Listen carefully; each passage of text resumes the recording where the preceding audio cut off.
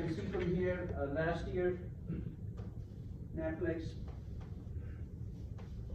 So it says, which of the following are risk factor for Clostridium difficile? Right, so you should immediately start thinking, all this foundational thing. Clostridium difficile, it says, advanced age, tube feeding, previous antimicrobial uses, use of acid suppressing medication, tube feeding, blah, blah. So this is how I'm giving the correct answer as well.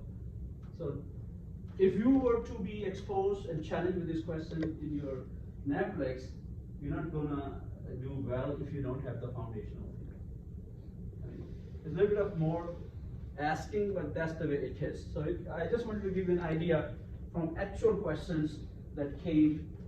So no matter how I teach you, no matter how you learn, there is a required fundamental kind of information that you have to be familiar with. The minimum one is Clostridia difficile. So you should know what Clostridia difficile is, right? And this is one of those bacteria that's called Pseudomonas colitis. So these are some of the technical words that you will see in my lectures as well, in any information that they talk about. Okay? Just with that. And then these are the case studies. So this is mostly it comes as a case study. So you have to prepare yourself, you have to do on your own and kind of quiz yourself. In this case, for example, it says LG is a 29-year-old woman who stops by a community pharmacy to seek advice on whether she should go to her primary care for prescription for an antibiotic after a neighbor's cat bit her hand. You notice punctured teeth mark on her hand with some edematous in the area. LG is allergic to penicillin. What would be the likely organism if there is an infection? Okay. So this is not like a vomit out question, like, is it a gram-positive bacteria? Yes or no? This is not. It's more of a critical thinking. It's more of a foundational thing. But I can assure you, the more you practice, the better it will be. For example, I'll give you an idea. Some of the leads that you will learn by continuously doing this. And I don't know whether you guys are familiar with Robert Morris University. Is anybody familiar with Robert Morris University in Chicago? Okay, that's a big university for health sciences. And one of the good things about them is that they have like 100% pass rate in nursing, occupational health, blah, blah, blah, blah. And one of the things that they do is that they have an extensive course for preparing students for their respective board examination. They called me once, many times, to kind of take classes for at least 8 weeks to make the students practice the board examination, 2,000-3,000 questions. So the way to learn sometimes, especially in health sciences, is to challenge yourself with questions over and over again. This is how you develop a skill set. Okay? Now, for example, whosoever made it, and all of our faculty over here, they make questions for NAPLEX. We don't know which one is going to come, but we do. So, firstly, you say age of the women. This is how you look at it, right? Then you look at why is it not a male, female? There's a reason for that, right? And then this is your part, community pharmacy, because they are asking your consultation advice, right? Neighbor's cat bit. Now, if you look at the cases, like for example, we talk about when I give the staff lecture, I talk about German Shepherd dog bit. So there are reasons for all these things. Immediately your mind should go in that direction. Okay? Because it will make your job easy. And then there is a punctured teeth mark. There's an edema in this area. And you know for sure, whichever antibiotic you're going to give, the penicillin is the choice, right? And then again, they're going to ask you, which one do you think is the cause of infection? You see? So these are some of the things, tricky questions that are there, the way they design the courses, and that's what you practice. And sometimes what they do is that the same question, so they will have the question text remain the same, and the multiple choice questions are different. So they may have 5 to 10 different based upon that case. So if you understand it clearly, this is where I mean, I'm not teaching you, but I'll give you an idea that somebody will teach you the difference between the antibiotic related to that case. Okay? Okay, let's go for another course. So the point I'm trying to make is the more you do, the better it is. And if you get stuck, right, that's where my help is needed. Otherwise, I mean, if he does 100, he does 1,000, I have no control. But I can assure you, the more you do the cases, your more skill set. It's just like driving. You know, it's just like hours you put in for flying. It's nothing that's going to increase your efficiency. And if you don't put an hour, there's nothing I can do. Right? If you struggle, but this is expectation. You can see this in case this is a 50-year-old man, right?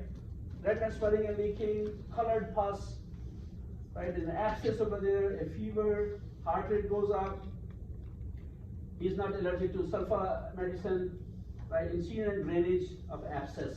There's an abscess there, right? And it to be drained. Now they are going to ask you the questions. How would you answer this question? If you have no idea what is Pseudomonas, what is Staph aureus, what is E. coli, all of them cause the same problem, but they are hidden cues here. And if you look at, the detailed colored pus, you look at the abscess, which is like 2 centimeter diameter, is swollen, it says edematous, right? And then again, it's caused of a skin infection. Then you have to rule out what are the normal skin commensal bacteria. But all these things are net together by the time you answer the question. So this is a microbiology question that's going to come in afterwards.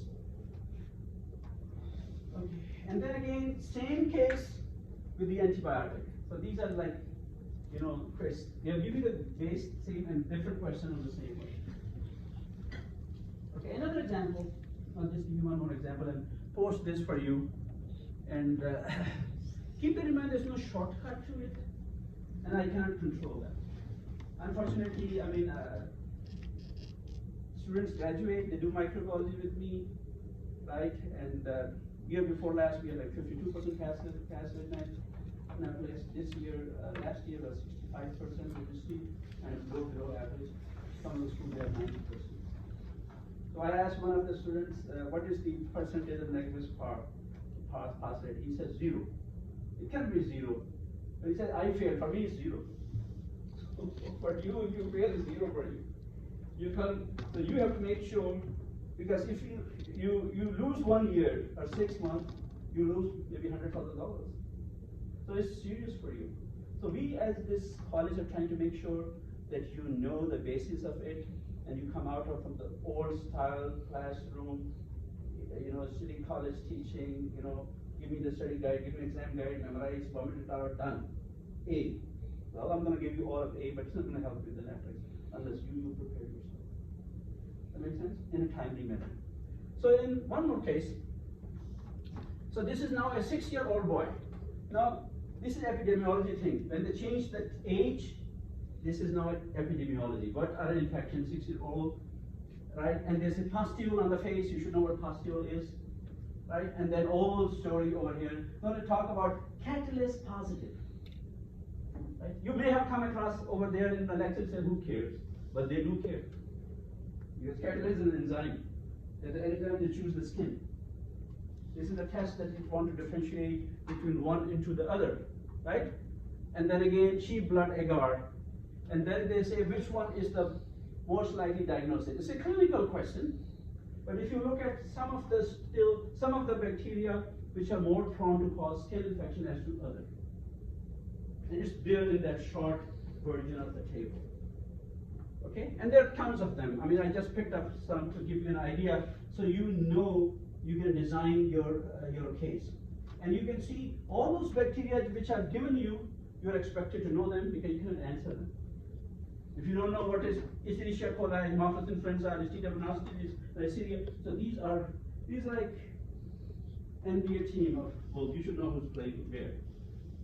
So if you want to succeed, there's no shortcut to it in long term. Right? And especially we are trying our best at this school to make sure that you not only pass this exam, right, and get an A, which will be worthless if you don't succeed in mathematics. Right? So this is how the questions are going to come. Not many though, but I've asked students, what happens is that when they keep on doing it, they keep on changing the percentage of questions. Like for example, pharmaceutics sometime more, sometimes this more. So they don't kind of go for real percentage. So what it means that you should be prepared. Okay? So I'm going to stop over here. And then as I said earlier, that I will post those questions which are there from your book, right? And we pretty much covered, and what I would advise you to kind of go through the book and look at those tables, the minimum competency that you remember the physiology and the structure and how we differentiate between them, right? And what are the clinical application, major application, and then gram-positive, gram-negative, cocci, or mycobacterium. So get used to this kind of, I say, French. Like the more you study, the more you read, the more questions you do, it's going to make your life easy. Because the challenge is you have to retain it over the next 3 years at least. You're going to repeat it in 7 and 8, yes. But again, after the break, you're going to start biology. Okay. And as I said earlier as well, I'll open those questions for Elsevier for you to practice. Right? But still, I think the questions within the ebook are good enough. They are made by experts, and these are the same people who make these questions. So there's a reason for every word which is there, right? The age.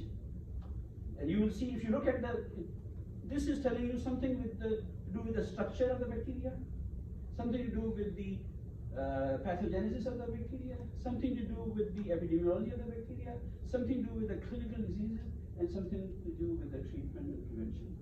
It falls all those 5 or 6 categories. I'll not expect you to know everything, but you should make a point as to at least know, and these don't sound, sometimes you feel Neisseria, who's gonna ask me Neisseria, gonorrhea? What do I have to do? I'm a pharmacist. Well, you're a pharmacist, but you're gonna treat them. Okay? Any questions or concerns? Okay, if for some reason there is an issue, technical, timeout, this and that, I need to be aware of to do that. And I would rather have you send me a screen print so now I know where the call is, I can fix that. I really respond to people's email odd times over the weekend. I'm a little bit impulsive on that, but you need to inform me, otherwise I have no way of finding out. I don't want you to tell me now, when I have a final grade and say, oh, I forgot to tell you. That shouldn't happen. Okay? Okay guys, have a nice break. And then again, as I said, that all these assessments so far I'm doing is formative. This means that I'm giving you a chance over and over and over again, so you reach the 100%. But the point is that you need to do your part, right? And you are there self-evaluating. The only time I'm going to evaluate you probably by exact quiz to the final exam. Okay? Yes, sir. So the Google Forms, you said we were supposed to finish the R5, D4, and the other 4 ones. I'm going to post everything. You take your time whenever you want to finish. This is your full practice. All these things are there for you to practice. As I said, that I'm not going to go in the Robert Morris direction to post the 3,000 questions, though I have it. It will be injustice for you. But I think you just have to get used to it. And I think I would rather have you do at least, I think, the book and the Elsevier. That's enough. Probably there are 4 or 5 clinical cases in every, chapter of a particular book. Okay? The time is yours, but I can assure you and kind of tell you with my experience, earlier the better. If you are having a problem with the, time management, you say, oh, such and such quiz, such and such exam. Well, if both of them are 2 credit courses, you have to give equal time to them. Otherwise, you will struggle. Okay, so this is your student learning skill habit to make sure that any 2 credit course, whether you like it or not, whether you like the teacher or not, you still have to give equal time for you because it's going to carry the same thing. And I can assure you, the way this course are designed is it's easy, but still everything which is easy still needs an effort. Right? And you have a chance to succeed if you do your part. Okay? All right. We'll see you after the break. And feel free to send me an email.